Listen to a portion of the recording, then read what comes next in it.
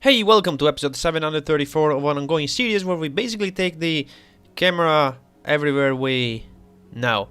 I can't pretend to be Shesez from the well-known series Boundary Break, but we can still take the camera everywhere we want and find secrets and cool things in this game we all know and love, The Last Story. Because if Shesez isn't covering the game in his Boundary Break, well, I'm gonna have to do it.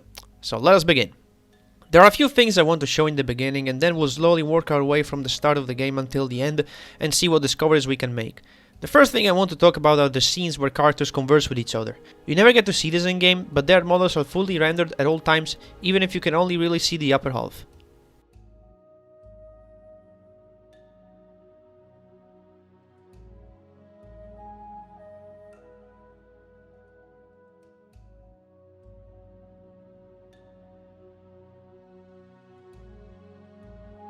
Ah, the menu. Everyone remembers the unique menu of The Last Story where windows move back and forth as you scroll through. Turns out though, this is all done in a 3D space and the windows even have depth to them.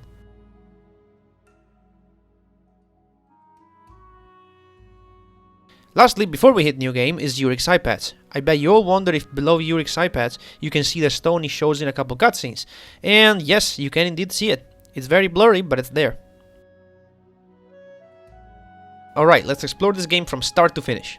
The first thing I found was on the opposite side of the first boss arena. Behind this door that you cannot open ever are some stairs which lead into a wall, but I wonder why they're there to begin with since you can never really use them. And now for the arena everyone knows and loves. The most interesting thing here are probably the people sitting in the forums. Unsurprisingly, they're just flat people sitting on the geometry.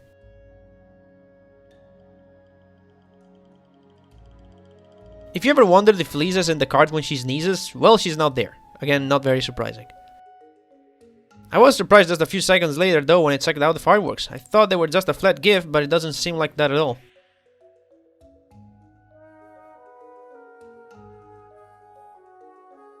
Okay, so remember how I said characters are fully rendered during conversations? Well, during this one, you get to talk to Sick Warren, and if you look carefully, the skin near his right eye is a bit darker. I thought it was just a weird shadow effect at first, but when I went there with the camera, it revealed the shocking truth. The whole right side of Warren has these dark marks all over the place. This is no shadow effect, it's the sickness the Warren has contracted from the fragments of the land.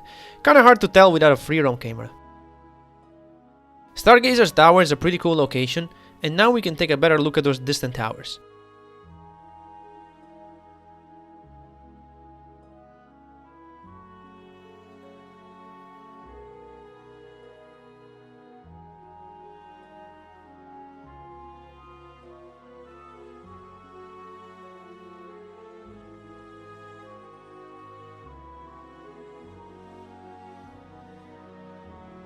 Also, if you ever wondered where Zale goes if he falls off the cliff, well, he doesn't go that far.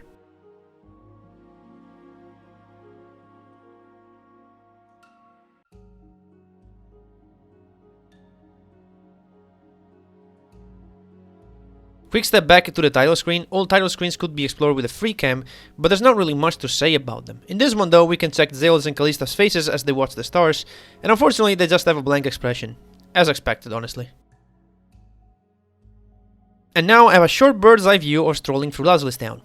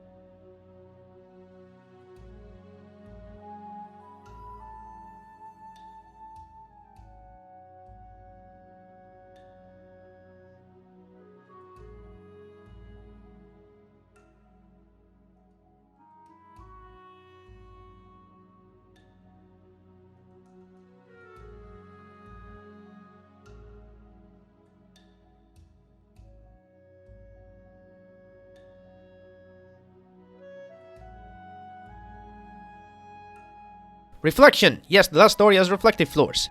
Reflective floors. In a Wii game. People aren't reflected in the floors, so what's your guess? Is a copy of the room rendered below the ground to give the illusion of reflection? Wrong!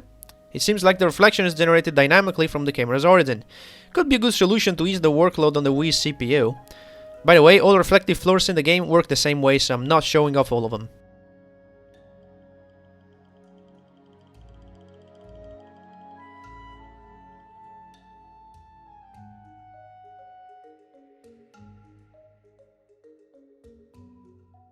Talking about reflections and shadows, for some reason there's a shadow of Zale projected down here.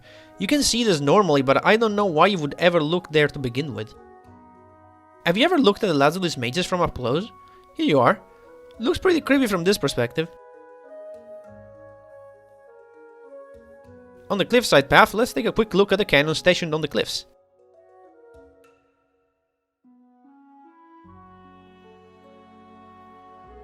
And at the very far away boats of the Gurak.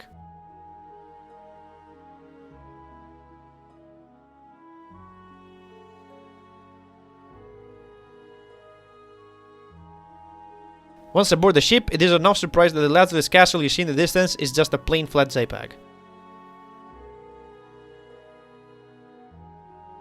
We only get to see these guys from a window. Let's take a look at them from another angle.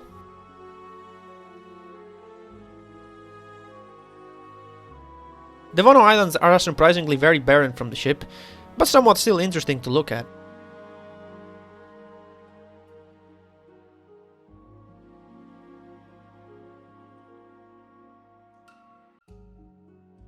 After reflections, it's time to tackle mirrors. And as you can see, they have a similar logic to the reflective floors, as they seem like a video feed of what's behind us.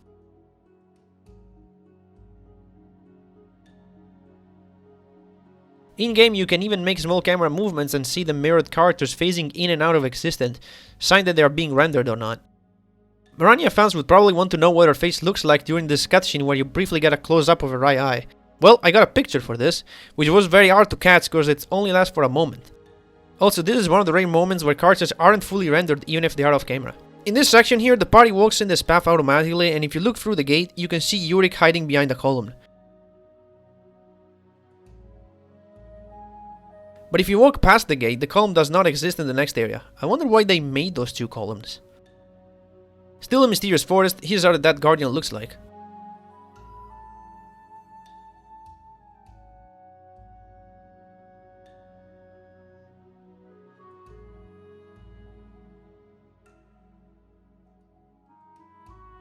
Back in the ship, here's a close-up of the Gurak map, which you can't really see from up close, because if you try to examine it, you will start a cutscene.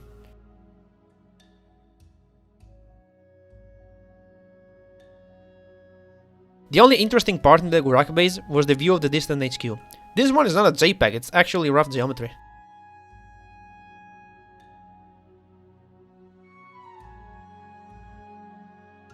I didn't know for the longest time that you could see this in game, but in the dungeon you can find the Gurak captain that was slapped by the Muruk boss, who then gets wrecked again in Arena Season 3.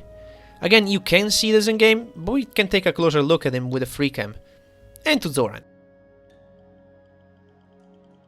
Also, we can check out Barry trapped in the center of the prison.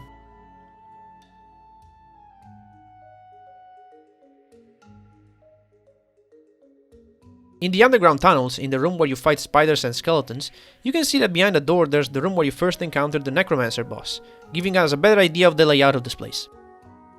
And this is where Oris ends up after falling in the pit. Yep. Everyone loves the Untitled optional chapter, but did you know there's a weird shadowy dimensional portal below it? Yeah, look at this piece of art. Actually, what this is the effect you see through the death mirrors. Pretty cool, huh? Still in the mansion, here's what's in Meredith's room before you enter. I was surprised there was actually something in there, since you only see the inside of this room in a cutscene. Nothing to see in the Reptid Catacombs, except maybe a quick tour of the boss room.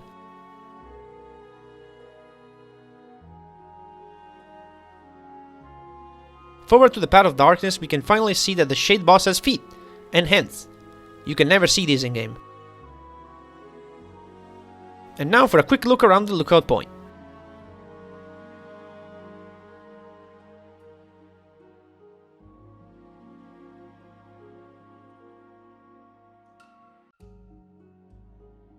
Just like Lazarus Town was a flat texture in the previous scene, so is the Gurak HQ here.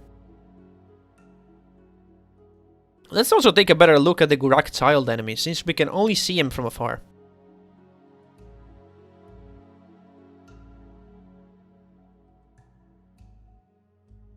Fast forward to the Mitra boss fight, we can see that the outsider is actually rendered below the map, although it only comes up in a cutscene.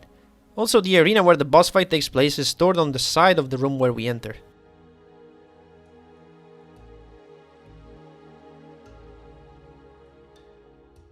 Now at the port, let's take a look at these large structures in the background. I have no idea what these even are. Maybe some grok stuff?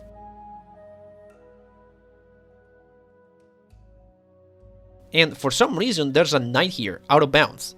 This is exceptionally weird because it's the only NPC I've seen out of bounds. Maybe he's the possessor of the fabled divine poet, hiding out of reach so we'll never get that weapon.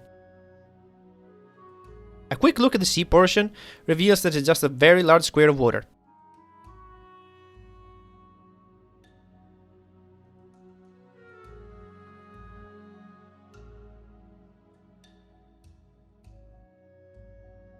And we can also check out Zale's unique swimming animation.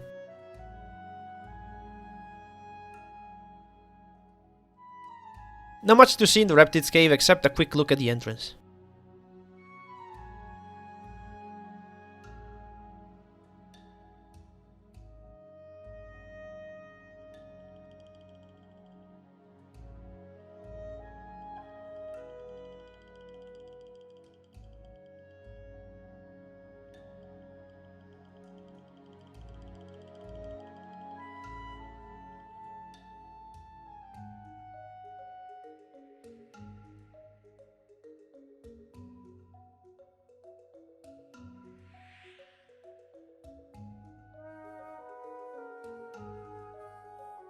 In the dream sequence, we can get a quote-unquote better look at Zale's village.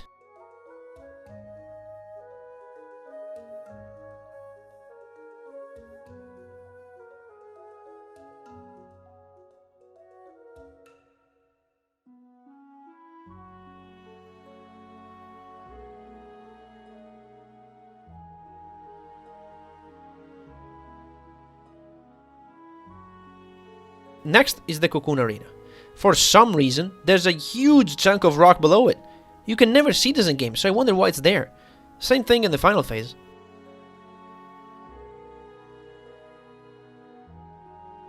We're finally approaching the end. If we take the camera above Zepha's arena, we can see that it's connected to Shesez's arena.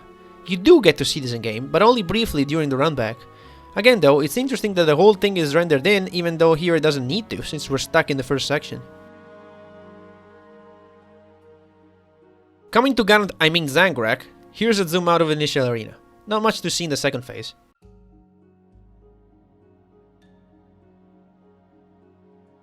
You might have noticed in the next room how there are weird chains below the floor. Now this can be seen in game, although it's barely noticeable, but a few of the symbols on the chains are colored.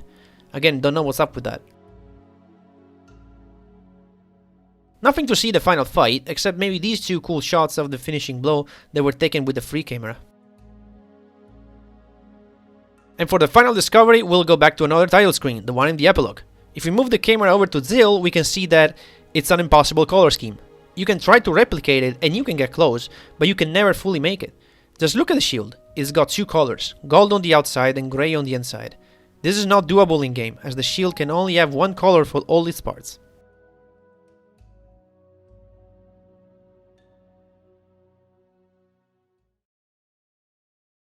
And that's it. Those are all the interesting out-of-bounds secrets I could find in the last story. Now it's your turn, Shesez. Make an episode of the Boundary Break on the last story. Surely you can make more justice to this game than I did. As per usual, like the video if you liked it, dislike it if you didn't. If you want to see more of the last story content, subscribe, comment, join the Discord in the description, you know the drill, feed that YouTube algorithm, and as usual, see you all in the next one.